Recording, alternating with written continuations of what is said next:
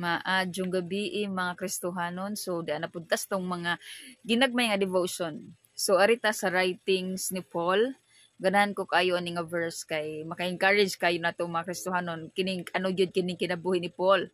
So nagsuwat siya diri sa Philippians 3:14. Ingon diya siya diri sa Pilipos 3:14. Ingon siya dinhi, I press on toward the goal. Balik ta ha. I press on toward the goal for the prize of the upward call of God in Christ Jesus. Ito balikon. I press on toward the goal for the prize of the upward call of God in Christ Jesus. So din na tumabasa nga naipagpaningkamot si Paul nga makamit iyang goal. Everybody, let me tell you, Christian ni si Paul. What I mean is, believer si Paul ni Christ. Follower si Paul ni Christ. Ang gibuhat ni Paul, nag-press on siya, nagkarabang sa iyang life, sa iyang pagpumuyo aning kalibutan na, sa iyang everyday living, sa iyang pagginhawa sa kalibutan, samtang naapa siya diri sa kalibutan sa una, ang iyang ginabuhat is ga-press on. Unsa nang press on? Kanabang naay pressure, naay papaningkamot. Okay? Unsa may iyang gipaningkamutan? Nganong naniguro man si Paul? Nganong na may bang dili ba relax lang si Paul? Dili hayahay lang atong tulog lang si Paul. No, ang iyang gibuhat is I press on, meaning ana ba nga naay effort ang iyang ginabuhat sa iyang pang-adlaw-adlaw nga ginabuhat na siya effort nga maangkon niya ang goal. Unsa day ang goal? Ang upward price. Ang price nga giandam sa Ginoo. Giandam ni Ginoong Hesukristo sa iya. Time will come mga igsuon nga once matubang ta sa Ginoo, matubang ta ni Ginoong Hesukristo, maingon baka siya sa ato well done, good and faithful servant. Our goal dapat mga Kristohanon is ang upward price. Dapat ang atong mga pagpaningkamot aning kalibutan na especially if Christian ka is dili ang reward diri sa yuta. Kundi ang atong mindset naka-focus sa reward nga maangkon nato sa langit. Nganuman kay diri tanan sa kalibutan mahanaw lang. Tanan dinhi biyaan lang nimo. Yes na kay dakong balay, pero imo na biyaan. Yes na kay daghang ari-arian, pero imo na biyaan. Dili ikaw makapahimos ana kutob na kanus ka diri sa kalibutan. Pinakadugay siguro nimo 100 years. Unya pila nakakatuig karon.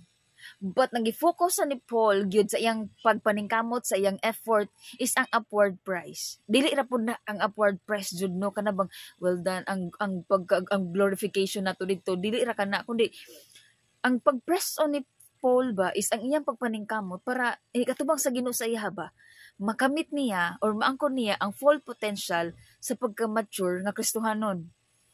Dili man ka mahimong mature nga Kristohanon if dili pud ka maningkamot nga mo mature. Don't you know nganong kanang kitang mga Kristohanon is hinay ta mo grow?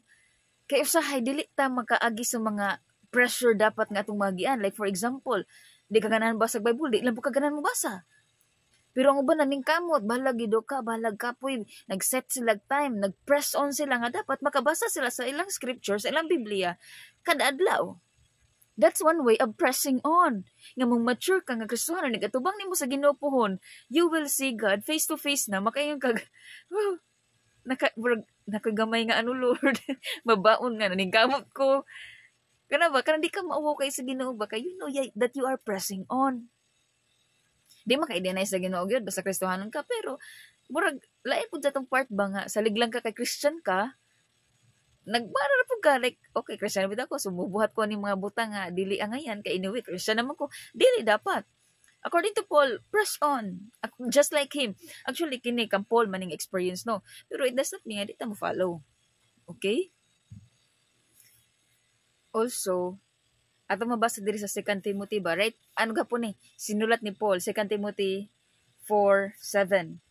Ingon si Paul dinhi, I have fought the good fight. I have finished the race. I have kept the faith. So, usara man sila ka-author, we all know unsay gimi ni Paul nga I press on. Si Paul, iyang gibutang iyang kagalingon nga na siya sa race. Once na ka sa race, it's not going to be a fun race. Okay? Kung tinud-anay nga race ang imong salmutan, kung kanang marathon na siya, if dili na siya fun run, seryoso ka. Okay? Kay naman kay goal, mudaog ka. Kung mo join kag fun run, wala man kay klaro ng fun run, so bahalag mo undang ka okay ra. Kay fun run raman siya.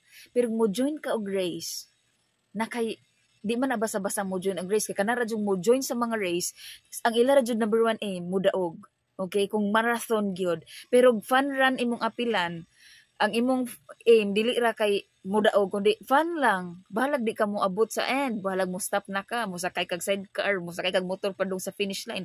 Pero marathon gani, race gani, mo join ra jud ka na kung imong aim is to win. Okay? Si Paul, ingon siya nga, I have finished the race, I have fought the good fight. Muna iyang suwat kan Timothy. Meaning, anong kasulti mo si Paul ani kay nag-press on ma si Paul. Na may pagpaningkamot si Paul na makamit niya, maangkon niya ang full maturity sa kakristohanon kay at the same time kabalo siya nga iyang madawat ang mga reward sa heaven. Unsa man ni mga reward nga giandam ni Ginoong Hesukristo kang Paul? Ingon sa dinhi nga naay gilaid up sa iyaha sa langit. Unsa ani? Isa ani is ang crown of righteousness. Ano pa? Dagan itong crown of life, katang mga crown. Kabalo si Paul nga na siya mangkot na reward. Nigadto niya sa langit. Once mo press on siya, once bang maningkamot siya sa pagdagan sa lumba niya kalibutan, dili race nga according sa pagpapalumbaay, kundi race ba nga na effort nga na endurance kay this world, makriswanon, this world, agad kay ni trouble. Dili ka maka-free sa mga problema, sa mga pagsulay, mga tentasyon. Mo nang you need to press on. Dapat maningkamot ka. Dapat na adjoy effort imong pagpamuyo as Kristohanon kay di jud lalim ang sangka or ang race nga imong giapilan. Ngano man sa race nga imong giapilan, ang daghana kag yun. Daghang mga babag nga maka-finish ka sa race. But according to Paul, press on. I have fought the good fight. So same to us, dapat ingana po talik press on, maningkamot ta. Dili kay mag relax at pildi ta sa kontra. Pildi ta sa kaaway na to, which is ang devil. Okay? Atong basahan po ng Hebrews usa. Actually, wala man dito kabalo kay sa writer sa Hebrews, pero according sa Hebrews po, align gid sila ni Paul man ang uban jud gusto nga mo tuuhan nga si Paul gid ang writer sa Hebrews. Pero again, di man gyud ta ka-conclude kay wala man gyud na gid specific nga name nga si Paul ang nagsuwat. According to sa Hebrews 1, ako lang basahon 12 verse 1. Ako lang basahon ang tumoy ha. And let us run with endurance the race that is set before us. Kaya nga naman, kay we are surrounded man with so great cloud of witnesses. Basa na to Hebrews 12:1 ha. Therefore, since we are surrounded by so great a cloud of witnesses, let us also lay aside every weight and sin which clings so closely, and let us run with endurance the race that is set before us. Looking unto Jesus, the founder, the perfecter of our faith, who for the joy that was set before him endured the cross, despising the shame, and is seated at the right hand of the throne of God. So maningkamot ta. Let us run with endurance. According to Paul, press on. Daghang struggles, daghang pain, daghang pagsulay, daghang tentasyon, but we need to press on. Nganuman, for the greater glory nga atong maangkon, inigabot na nato sa tubangan ni Jesus. Okay? So pagpaningkamot or makaangkon ta sa mga crown of life, crown of righteousness, o sa daghan pa nga mga crown. Crown of rejoicing. Nakalimot ko sa uban, basta daghan na sila nga crown. Okay? So maningkamot ta. Okay? Fight Kristohanon. Kaya na si Ginoong Hesukristo magtatabang.